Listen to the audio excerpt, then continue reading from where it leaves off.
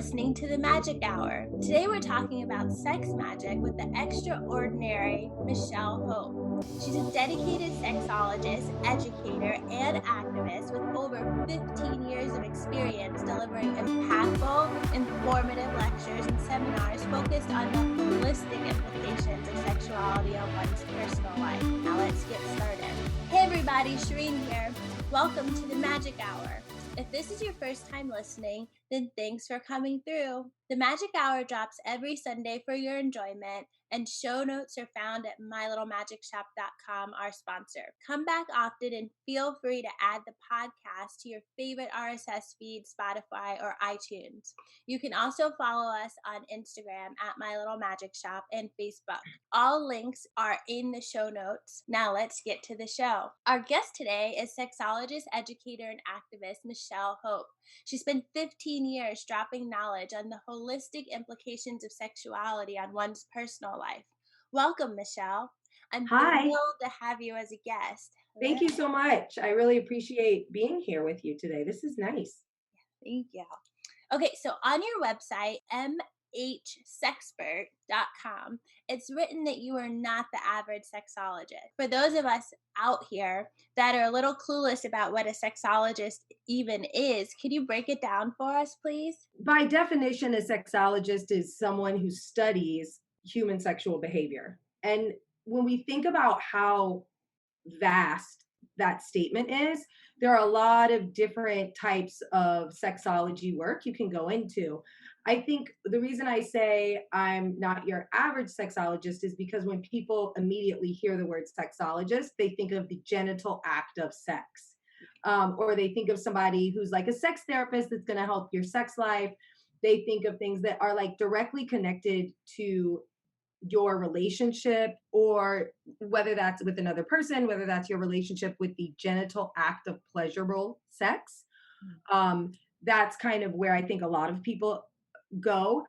What I do that's different is I look at sexuality from the perspectives of how it impacts almost everything we do throughout our daily lives. Like one of my sayings is, from the womb to the tomb, sexuality is a part of your life. It doesn't even matter if you're a child and you've not gone through puberty.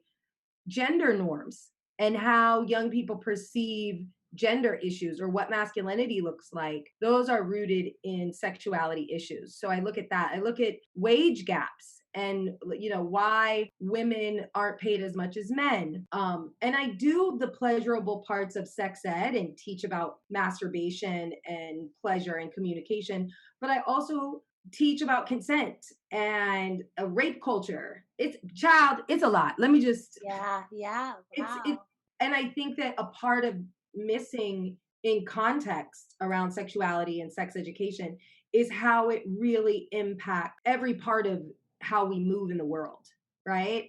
Yeah. Even like with social justice, there is a deep intersection between sexuality, race, and social justice. So reproductive justice is my passion, Yeah. and that's why I say not your average Yeah. sexologist. Wow, that is fantastic. I mean, those are a lot of things that I never thought about in too much depth until you brought it up. So I think that's super fascinating. So I guess my next big question is, how did you get into this? Like what led you down this road, and what qualifications did you have to get? That's a great question. So I identify as a queer Black woman. My mother is Caucasian and is a lesbian, and I grew up in Indiana. My father is Black, and let me tell you something.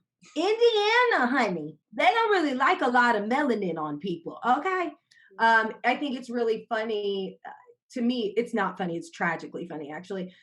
People are starting to watch Lovecraft and they're getting this idea of sundown towns. I grew up in an area where there were quite a few sundown towns, and this is like in the 80s, the 90s. So race has always been a part of my experience, whether it was I'm not Black enough for certain communities, I'm not white enough for certain communities, or I look Latin or I look Italian. So race has constantly, I would say on average, I get asked at least 3 times a week. When I was younger and people weren't so politically correct, what are you? And now people try to like hit you with that micro aggressive Yeah. language where it's like, where are you from? And then when I say Indiana, they try to assess what my like background is. It's funny to me. Race has always been a part of my life. My mother is a lesbian and has been since I can remember. Penn's country, Indiana, not really big fans of the gays. They're not a big fan of us. Yeah. So my mom was an activist and a feminist, which is a whole other show because she's a third wave feminist as a white woman. I grew up in activist work at summer, like the Women's Arts and Music Festival. My mom was a board member. So while everybody got to go to Camp Onawanapia or like foresty camp, I Mhm. was there at feminist camp. They're learning how to shoot bows and arrows. I'm learning how to shoot spells and astro travel. Whoa, wait, just hold on, slow down there. That is Yeah, really fascinating. yeah. Oh my gosh, your story is so interesting so far. Okay, you can continue, but I didn't even know they had camps like that. Well, so what it was that so the Indiana, it's now called the International Arts and Music Festival. Mhm. They have changed names. Let's face it, it was Lilith Fair before Lilith, very witchy, very new age. And so all the women that had children, they would take us to one place while they went to the conferences and the meetings and all these things.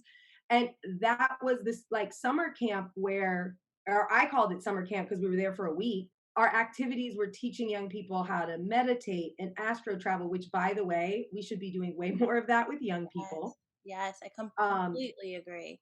like the connection between body and brain and Mhm. the energy we put out in the world. So I grew up kind of like that, fighting. Like my mom was an activist for gay rights. I Mhm. remember the AIDS epidemic. I remember her friends contracting HIV, and so that like really had me questioning sex, right? And then the race part along with the sex part. And since I was very young, I've had the same body type.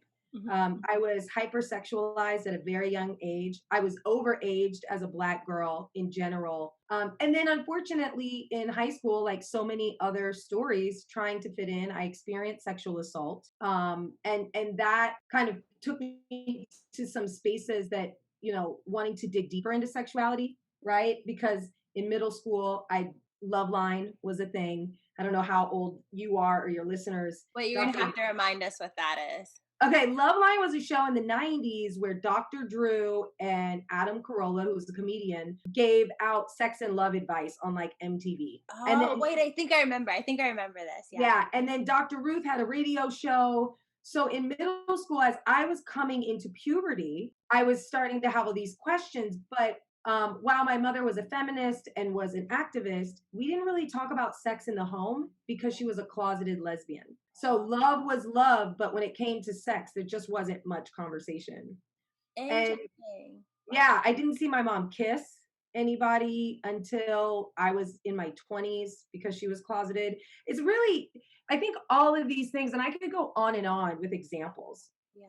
but this goes to show how sexuality really just bleeds into every aspect of your life, whether it's the norms of like gender roles, male and female roles, the roles of or the impact of seeing your parents date. Yes, I think They're single. especially, Seeing yeah, I think especially in in impoverished communities, in African American communities, like there's so many single parent households. And I know just me personally growing up, that was one big thing for my mom. Like she never wanted to bring another person into the home as like her, who is not my father. So my parents weren't really together when I was a kid. So like, with her exploring dating, as a young person, she was very, very adamant about keeping that part of herself very separate. So I never saw it. So, like, growing up, it's like, trying to uncover, like, what does a healthy relationship look like? And I think that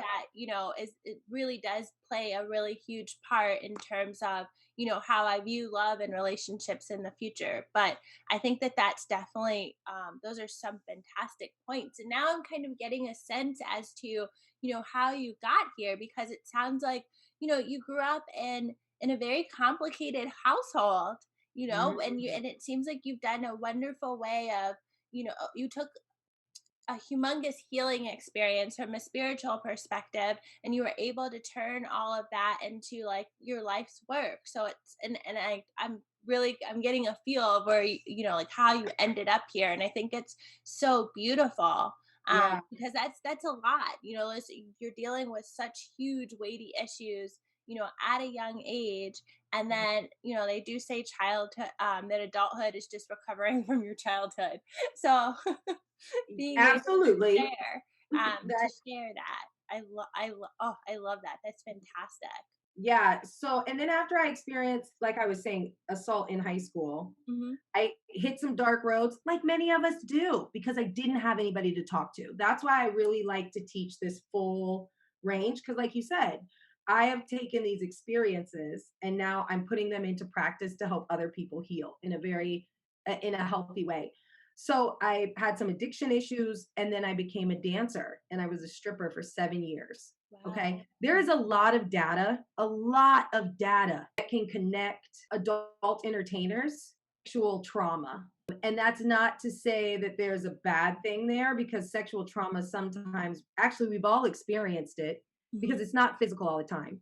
Hmm. Sexuality trauma could be I developed breasts before everybody else in Hmm. school, and I was teased for that. That then puts shame on the Yeah. body, on the breast, Hmm. right? So there's a lot of data out there. So I danced for 7 years, and crazy Hmm. enough, stripping is where I found my deeper understanding of sexuality. I learned in the strip club what body autonomy was because there were working girls that were dancers as well, Yeah. and sex workers. And I remember this instance, and this is so profound for me because this is when I understood body autonomy. Hmm. I was dancing one night and I went to get a burger, some food because you know strip club food is the bomb. Yes. Um, I know that. and and I was 18. I was very young, and I went out to get food, and I saw one of the other dancers go into a car with another or with a patron and proceed to perform oral copulation on that person. And I remember kind of going back into the club and like saying something to somebody like, girl, you're not gonna believe da da da da. Yeah. Like look at me, slut shaming, right?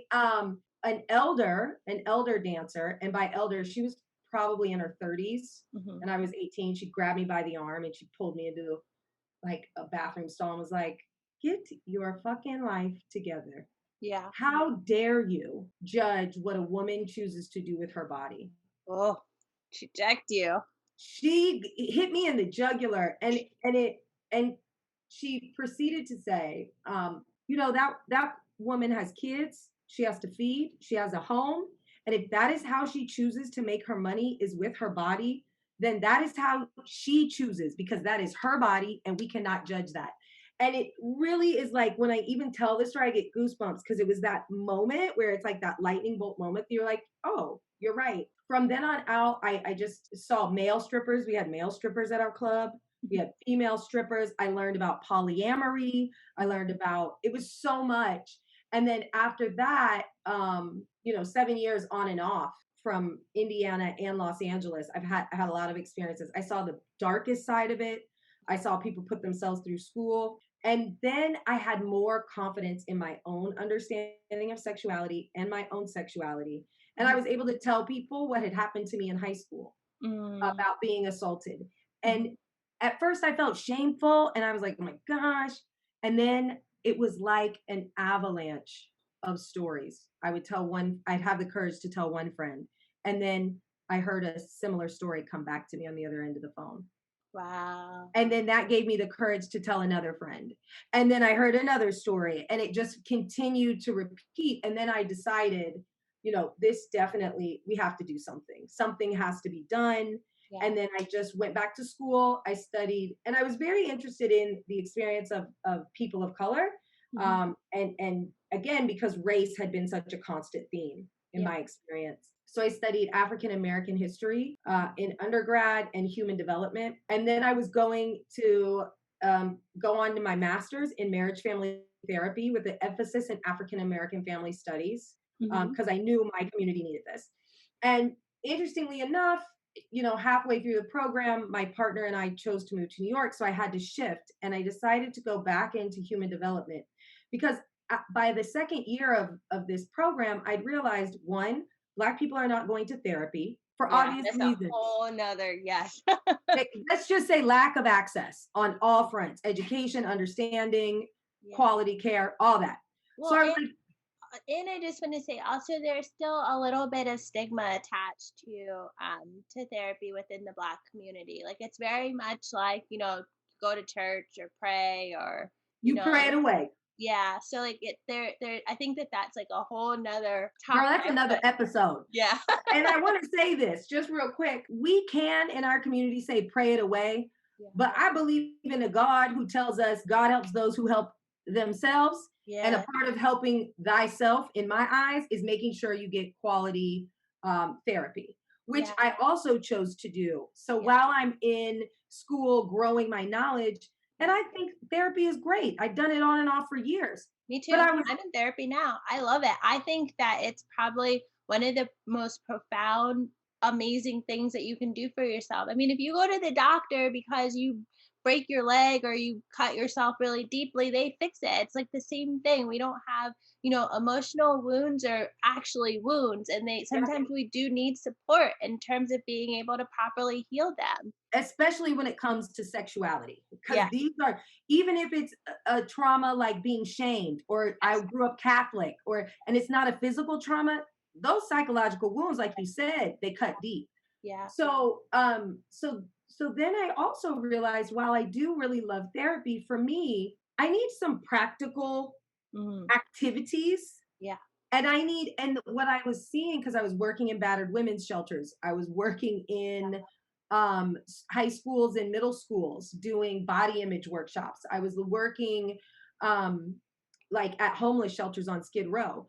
People need practice. They need a toolkit. Like, okay, when this happens, here is my ritual. Here is my practice. Yeah. Here is a skill. So then I shifted from marriage family therapy back to human development with an emphasis in adult learning. I Because love at this it. point, I've also come to understand that all of our sexual behavior and everything we've come to know about sexuality and race and racism and all of that, learned behavior. This is not inert. We didn't come into this world with all of this stuff in our brains. Yeah. So I was so that's where that human development comes in, that brain development. Yeah. So I did that. I graduated, and I've just been doing it ever since. I designed sex ed program for implement a culturally competent sex education program that is inclusive and medically accurate, as well as age appropriate, which is really a big deal. Yeah. And then I do training for coaches, and I do, because people just don't know anything Yeah. about their own sexuality. Yeah. It's amazing. I love it. I love it. I see. Look at me. I'm getting so excited. I love it. Yeah. Oh wow, that is so fantastic. We touched on so many topics. Yeah. I noticed that you talk a lot. Well, there are all these various intersections between sexuality. So it's like sexuality and race, sexuality and generational poverty. So I thought that that was really, really fascinating because I hadn't heard too much on this topic. So could you just tell me a little bit more? So, from my experience, this is kind of what I've picked up on from my experience. And also, if you look at the web of there's this thing called like the sexual web of poverty. I could be calling it the wrong thing, but what it looks at is poverty globally and who it impacts the most, and it impacts Black and Brown women the most. Black and Brown women and girls globally the most, right? Whether it's being trafficked, and this is on a global level, being trafficked because the family is so poor that they end up choosing to sell their children, their daughters, which does happen, and it's awful. That I couldn't imagine being a parent having to make that choice. Yeah. In spaces like the United States, it's lack of sex education, which leads to unplanned pregnancies and or STIs, which can put unnecessary health medical costs Mhm. on someone that could then further drive them into deeper places of poverty. Women who are living at or below poverty levels oftentimes have lower education levels. It's just like, and then these cycles of poverty continue and are passed down transgenerationally. Mhm. And so when I look at a lot of the areas I've worked in disenfranchised communities, I have noticed a lot of the issues are rooted back to sexuality. Mm. So when we think about what reproductive justice is a term coined by Sister Song, and the main principles are every individual has the right to have a child and to bring that child into the world under their own guides. Okay. Every person has the right to have access to information, access to care and education around how to not have a child, Mhm. right? How to prevent from having children and the choice to terminate a pregnancy. Mhm. And then this is the third and probably most important, especially in current times. Every person has the right to parent the children they already have in Mhm. communities that are without threat from institution, organization, or individual. Wow. And when police are killing Black men in the street at alarming rates, we are not living in a space that realizes reproductive justice because George Floyd has a mother. Yeah. That And he and called for. yeah, and if Black men cannot live without fear, or Black people or brown people cannot live without fear of institution, the state, or organizations coming in and taking their children or murdering them with no consequence, then that is problematic. And to me, that is the foundation of a lot of our problems, Yeah. right? We argue over Roe v. Wade. We tell people that they don't need to know about sex. They can't choose how to have babies. Yeah. Look at Black maternal mortality rates. Look at what's happening in detention centers where they're giving people hysterectomies at alarming rates. That's crazy. This is reproductive oppression at its finest, and the United States has a long, long history of doing this. Yeah. Look at the grandfather of gynecology, Dr. Sims, Yeah. Yeah. used slave women. Uh, Thousands, tens of thousands of Puerto Rican women Mhm. are infertile because we experimented on progesterone for birth control. So when you start to think about that, you're like, holy shit, Yeah. this is rooted in sexuality.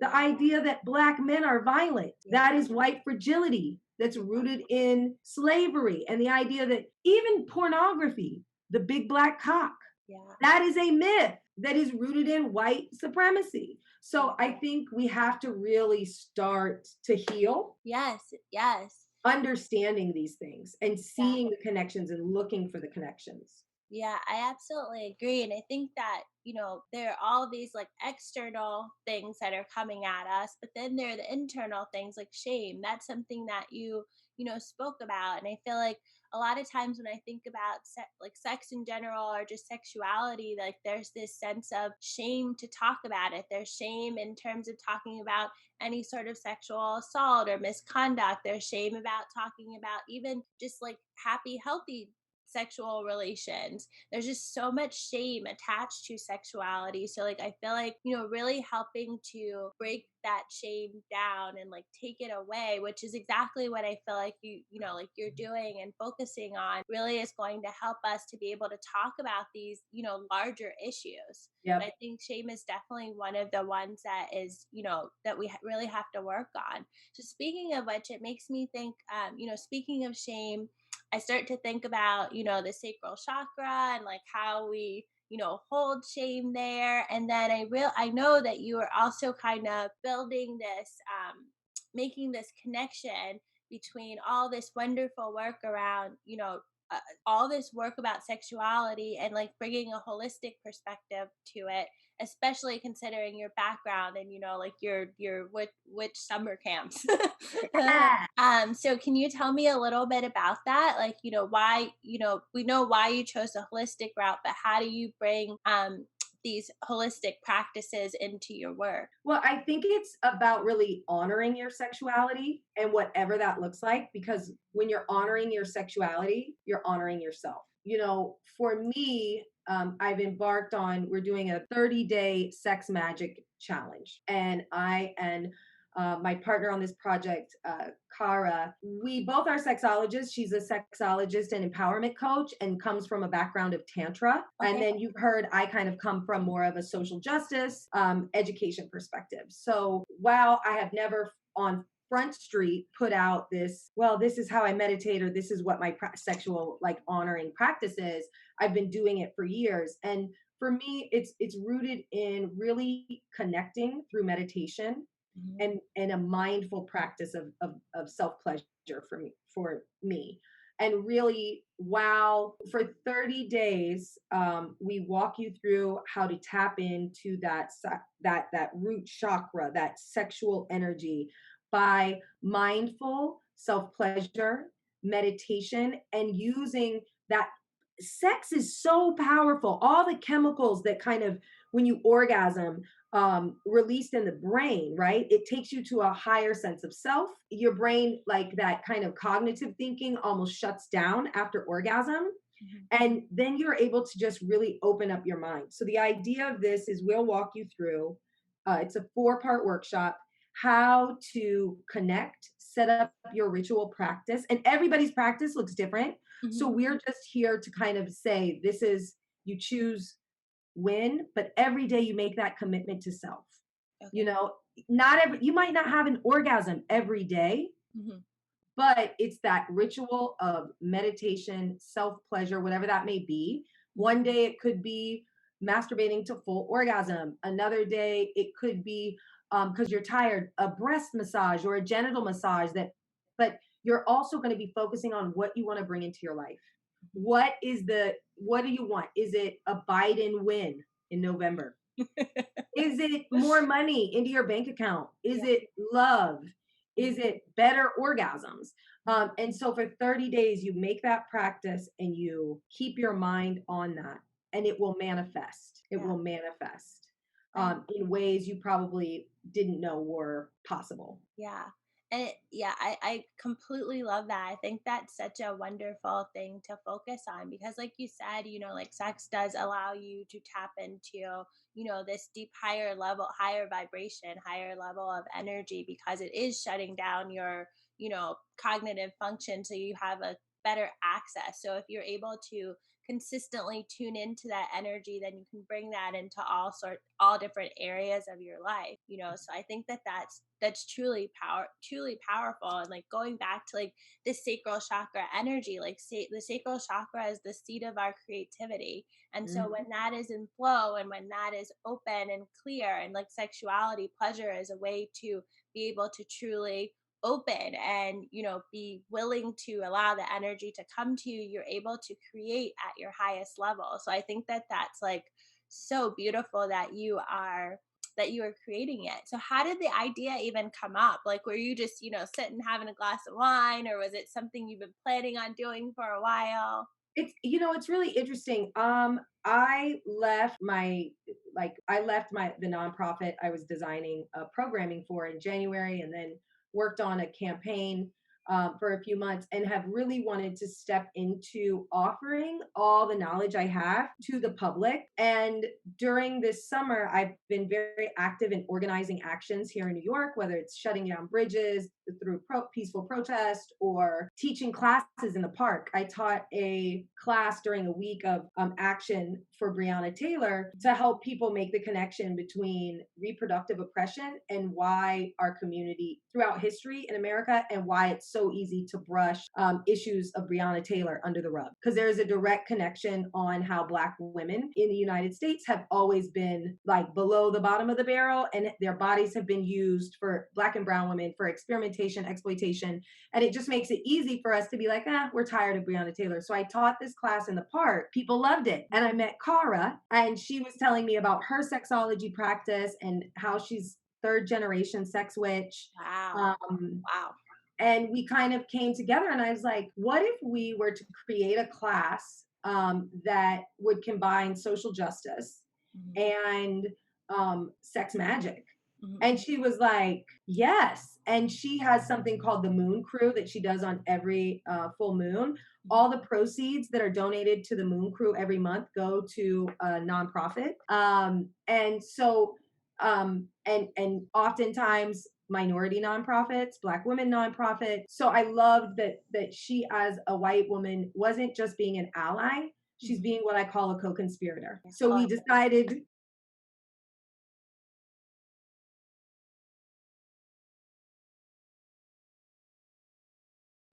the different cultures that we see it in across the globe to honor all of these different cultures.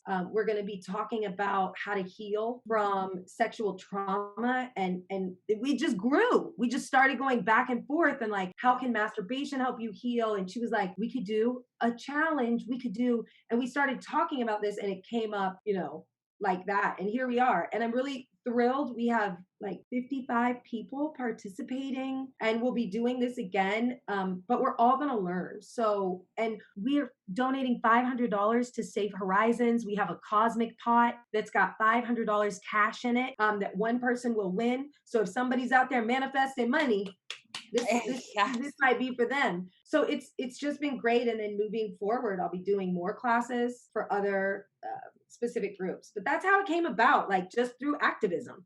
Like, I and love it. And yeah, synchronicity, a little bit of synchronicity in there too. I feel like the universe brought you guys together, to create this. So it's beautiful. absolutely, absolutely did, because she was at the park training, Mhm. based off, I call her my Instagram angel, Yeah. somebody who's been marching and working with some of the coalitions. There had been some confusion. She showed up and just started helping me. Like, I'd never met her before. And then she invited Kara, and like, this woman's name's Uli. And it was just like so kismet. I was like, what a blessing.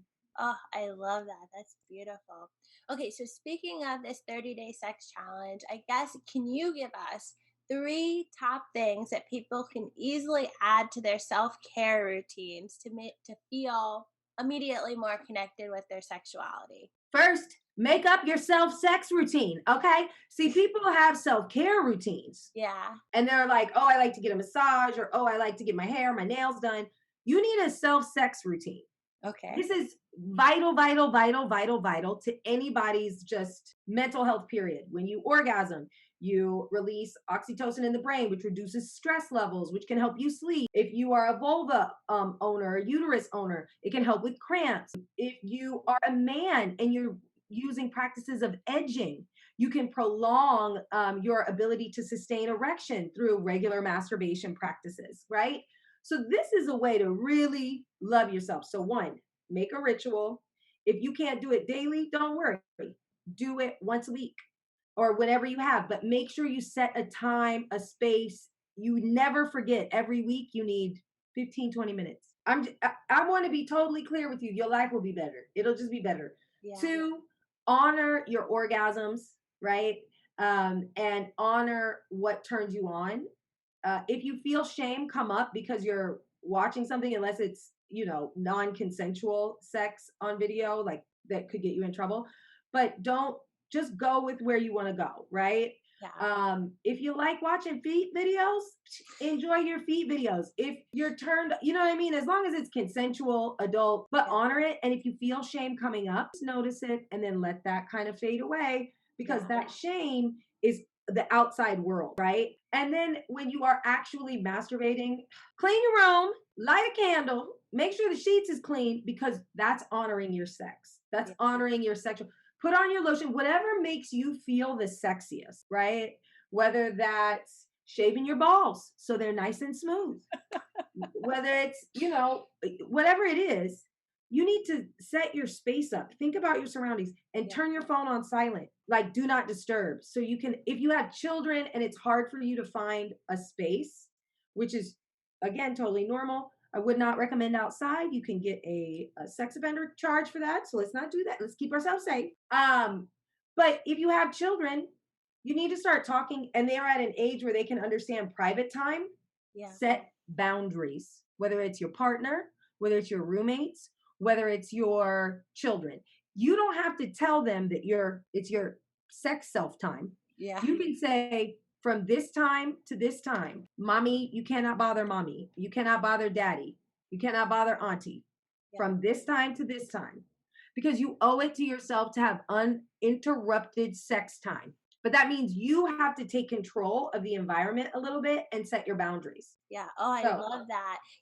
Like you said, we so often talk about all of the other types of self care routines, so like these things that we do that make us feel mentally or emotionally well, but like, having one that purely focuses on your sexuality and sensuality and just connecting with that energy is so incredibly important because, like I said, all the chakras need balancing. I mean, absolutely. And another thing that I personally like to do, Mhm. again, I can't believe I usually never talk about my personal ritual, but I like you, so I'm Yes. sharing. What I like to do is while masturbating, visualizing, like, or while orgasming, visualizing that energy from the sacral chakra coming up and lighting up all of the chakras all the way to the top, right? That is how I visualize it.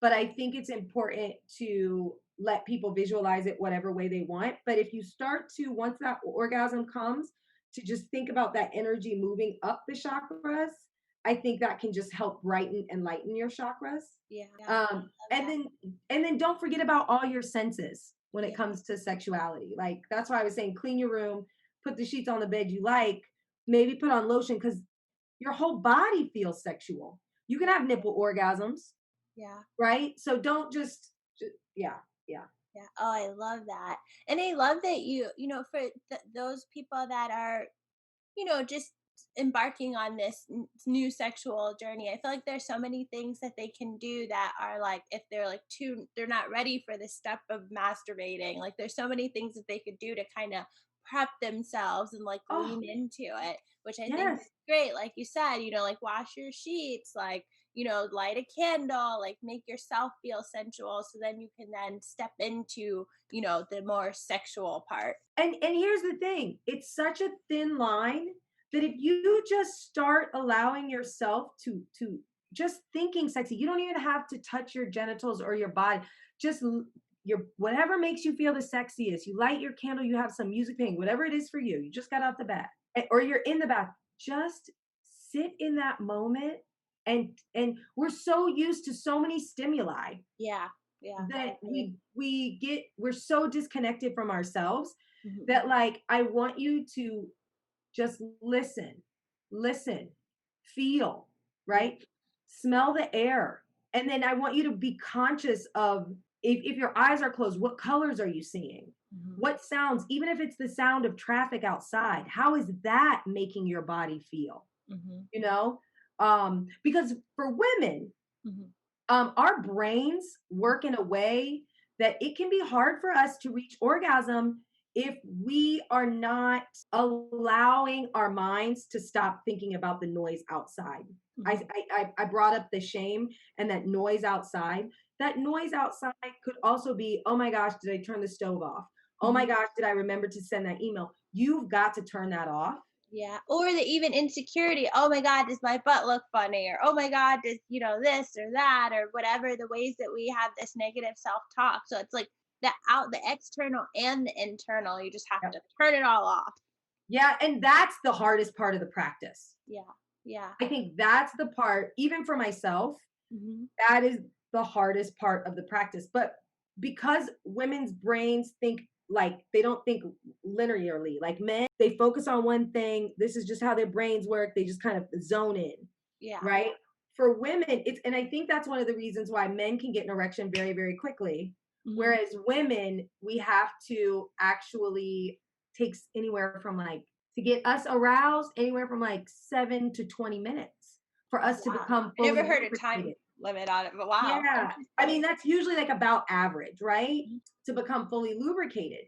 So it's because our brains work differently. So we have to try to hush the brain, but that's just meditation in general. Now we're just asking you to add that meditation practice to your sex self care. Oh, I love that. I love that. One thing that that I was thinking about too is I took this class. I totally want to connect you with this woman. And she did this class on sensual dance. And Mhm. so it was a full, I think it was a full moon ceremony. So I participated, we did it together, and it was so cool because basically we had to have our sexiest dances for a full song in front of the camera on Zoom, which was like so fun. And I forgot because, being in quarantine, there's nowhere for you to go out and dance. So I hadn't had like been to a dance party, done a dance party. And I was like, oh my God, I forgot how much dancing truly gets you connected to your body. And like Yep. being able to do that, I mean, on Zoom, it was definitely weird, but I definitely enjoyed it. So I think that dancing's just another way for, those people that are feeling a little bit uncomfortable or still carrying, like whatever shame or block for them to kind of get into that energy. Yes, I love that. I tell people all the time, dance in front of the mirror naked, Yeah. dance in your underwear, Yeah. right? Yeah. And again, that's kind of that early practice. If Yeah. you're not to the point where you want to touch yourself, do that type of stuff. So I definitely agree with you.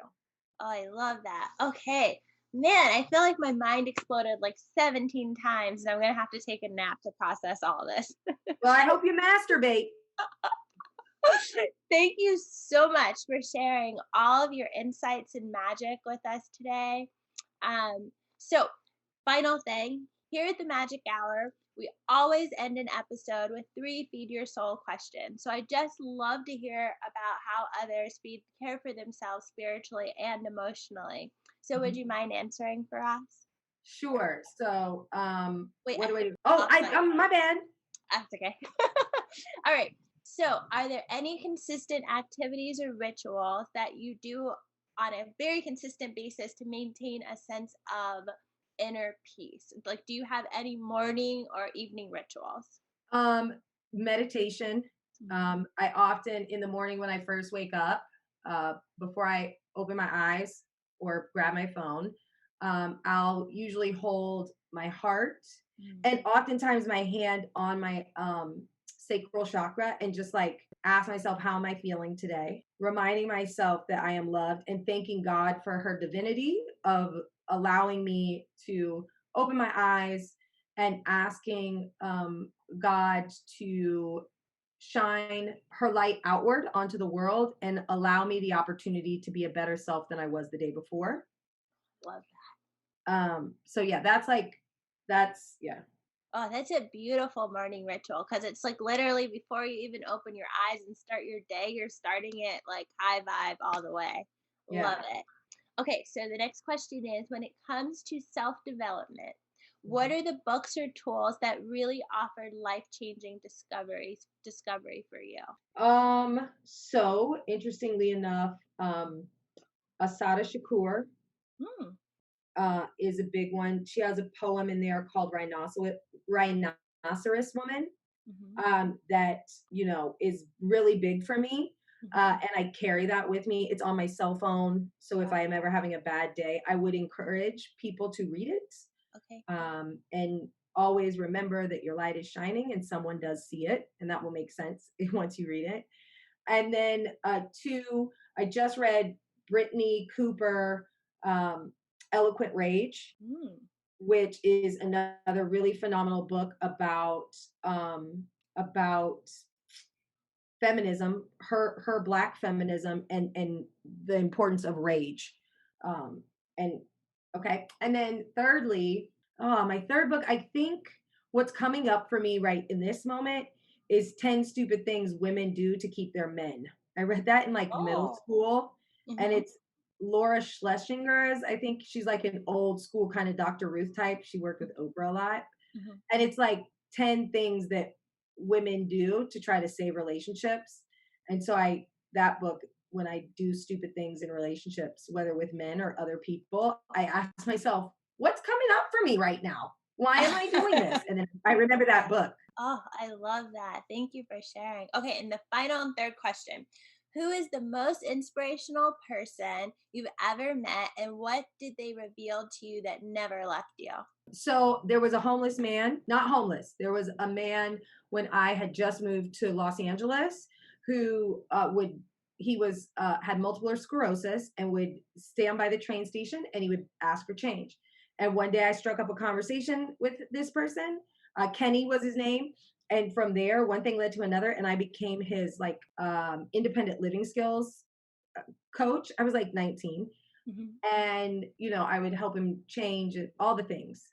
And what it taught me was that you cannot put limitations on someone based on their exterior, Mhm. whether it be ableism, color of skin, language barrier, because there is a bright mind in that person, regardless of what our implicit bias might be telling us based on what societal norms have indoctrinated into our understanding of what is normal Mhm. or what is good.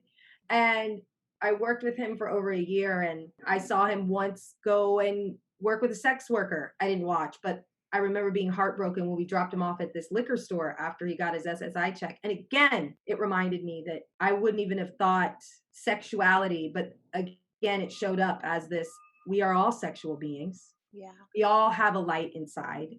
Yeah. We all have a brain. And Kenny was a smooth talker now, but being quadriplegic and having speech impediment, he struggled, but he could get the ladies now. He knew what he was doing. So it just taught me to never underestimate anybody. Oh, I love that. What a wonderful note to end on. Well, thank you again, Michelle. It was such an amazing chat. And can you just tell us how can our listeners get in touch with you? Yeah, you can follow me on Instagram and Twitter, which is at MHSexpert, just like the website. You can go to the website and you can email me from any of my social media platforms. Please get in touch. I have a treasure trove of classes coming up and workshops, and I do coaching. So, Oh, yeah. I love that. Thank you so much. All right, so thank you everyone for tuning into the Magic Hour. We hope you enjoyed listening. Please be sure to check out the show notes over at mylittlemagicshop.com for more information on today's guest, Michelle Hope. We hope to see you again on Sunday. As always, sending you so much light, love, and magic. Remember, without a dream, you can't have a dream come true. So make sure you're out there making your own magic.